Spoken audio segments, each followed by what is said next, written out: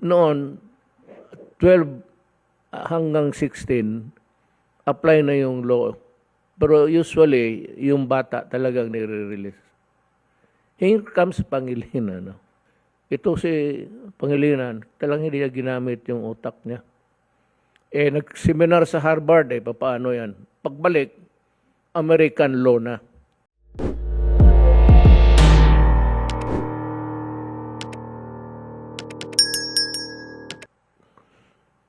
May isang senador, Pangilinan.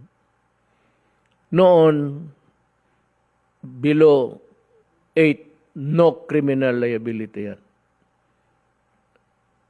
Below 9 rather. I'm sorry, below 9.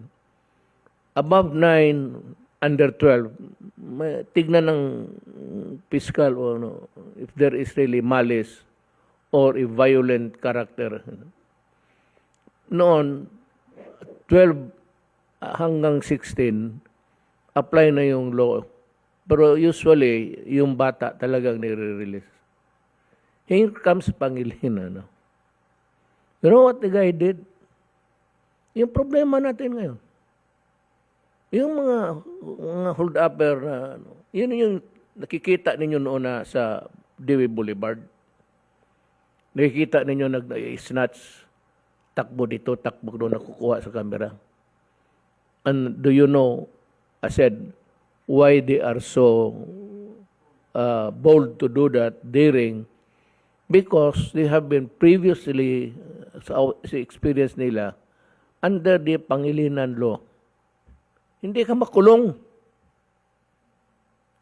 Kung yung 15 years old, papasok ka ng bahay, sasaksakin ka, patayin ka, tapos kunin mo yung kinuha niyong pera. Pagdating doon sa stasyon, sabihin ng police, report ng recorded, go where you want. That increase the number of crime tenfold. Fiscal na ako noon. Sabi ko, napakagagong. And the Congress that went along with it. Yung mga abogado, tanungin ko siya, buhay pa man kayo. Yung members of the Congress, hindi pa ninyo binasa ng gusto yan? Kaya doon nagsimula ang police na magsabi, minor yan, huwag yan. Hindi yan. Kaya lumalaban. Even if it's a minor, and it's a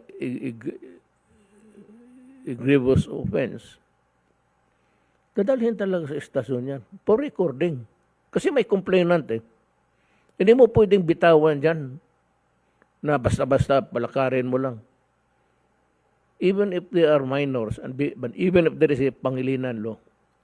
Actually, wag kayong bumoto. Ang dalawa lang yan. Gordon pati Pangilinan. Matagal na yan dyan sa Senado. Tanggalin ninyo yan. Kaya talaga ang mga ito siguro pareho lang utak. Ito si Pangilinan, talagang hindi niya ginamit yung utak niya. Nag-seminar sa Harvard, paano yan? Pagbalik, American law na. Ang sa American law, the minors are not released back to the streets. There is a halfway house where they are detained there until a judge would decide na sinunod niya ang batas ng Amerikano, wala man tayong halfway house. So anong ginawa? Dito, pag naaresto, they are brought to the DSWD. Because, galit ako Galit ako kay Pangilinan, actually. Hindi galit na Hindi galit na ganoon talaga ako pag nasanay, mayor. Yung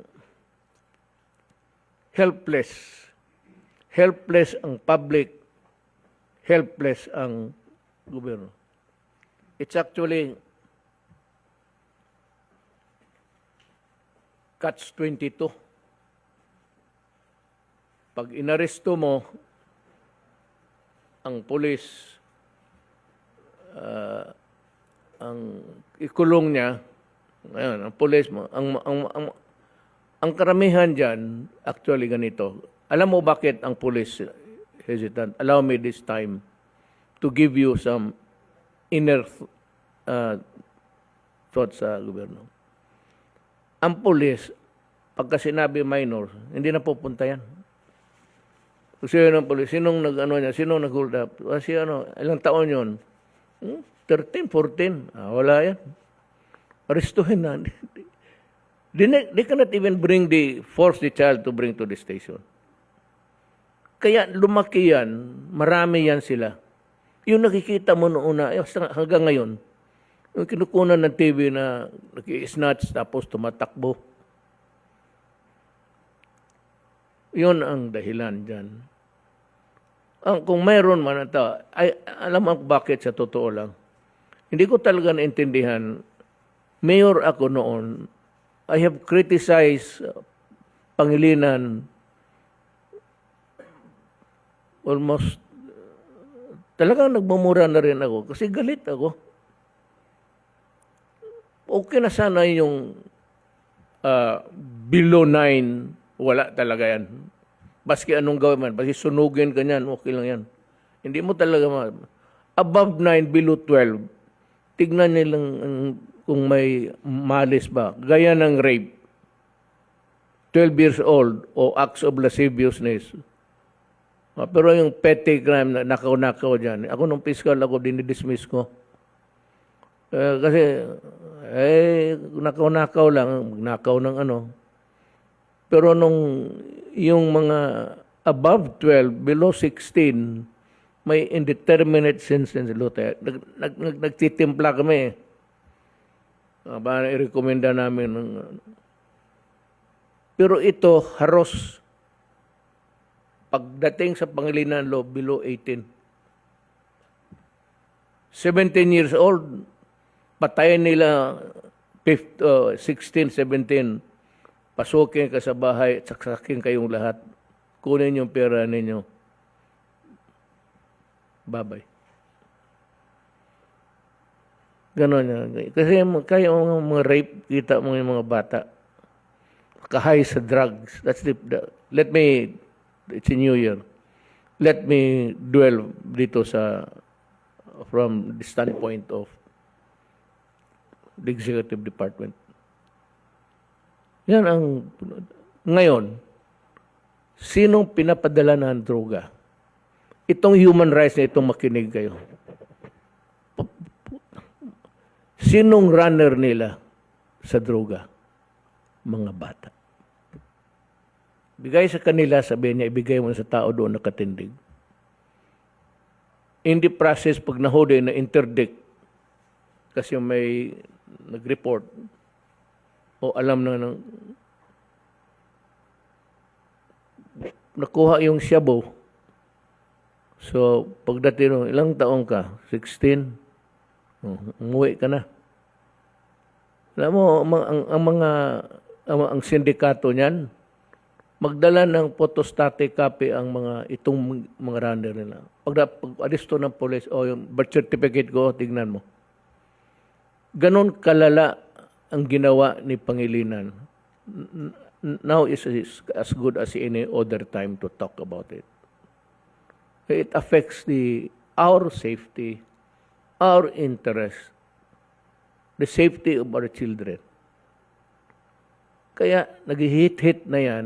Ang bayad niyan, sige, bigyan ka. Ito, mag-hit-hit ka. Tapos i-deliver mo yan dyan sa mga bahay na yan. Yan nagkalala yung problema ng buti sa Davao kasi may program ako every Sunday. I talk to the people. I communicate with you, all Filipinos. Na ganun ang sitwasyon. Ang nanaglaro dyan, mga kriminal, pati ang mga bata ginagawang kriminal at binibigay so that may craving ang bata. The trabaho niya is the career. Kaya ako galit talaga sa droga. yung ICC, well, sabihin ko sa kanila, galit talaga ako sa droga. Yan ang statement ko. Galit talaga. Huwag mo ako as mayor and as president, do not fuck about. Do not